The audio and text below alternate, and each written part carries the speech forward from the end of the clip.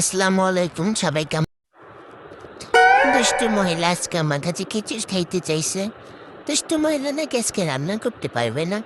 তা আমি দুষ্টু মহিলার রাইস কুকারটা নিয়ে নিলাম। রাইস কুকারে তেল দিয়ে দিলাম। তারপরে কাঁচামরিচ, রসুন কুচি, পেঁয়াজ কুচি দিয়ে ভালোভাবে নাড়াচাড়া করে এগুলোকে বাদামি করে ভেজে নেব। ভেজে নেওয়ার পরে এগুলোর মধ্যে আমি চাল আর ডাল অ্যাড করে দেব।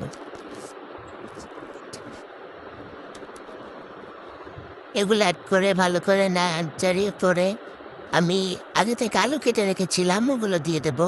1.5 চামচ হলুদের গুঁড়া, 1 চামচ মরিচের গুঁড়া, আর আমি কালাভুনার মশলা দিয়েছি এখানে, কারণ এটা একটু সুন্দর একটা ফ্লেভার আসার জন্য।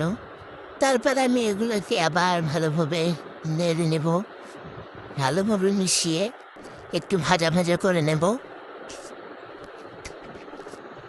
ভাজা ভাজা হয়ে গেলে তারপরে এগুলোর মধ্যে আমি পরিমাণ মতো পানি অ্যাড করব। যতটা চাল নিয়েছি তার থেকে ডাবল পানি দিয়ে দেব।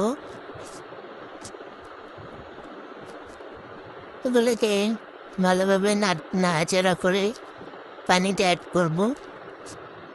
আপনারা চাইলে আপনাদের আমি লবণ দিতে ভুলে গিয়েছিলাম, তো আমি লবণটা অ্যাড করে দিলাম। তবে ভালোভাবে নাড়াচাড়া করে দেবো। নাড়াচাড়া করতে করে পানিগুলো দিয়ে দেবো। পানি দেওয়া হয়ে গেলে এখানে আমার কোনো আর কাজ নেই, সব কাজ শেষ। এখন আমি ভালো করে একটু সবগুলো মিশিয়ে ঢেকে দেব।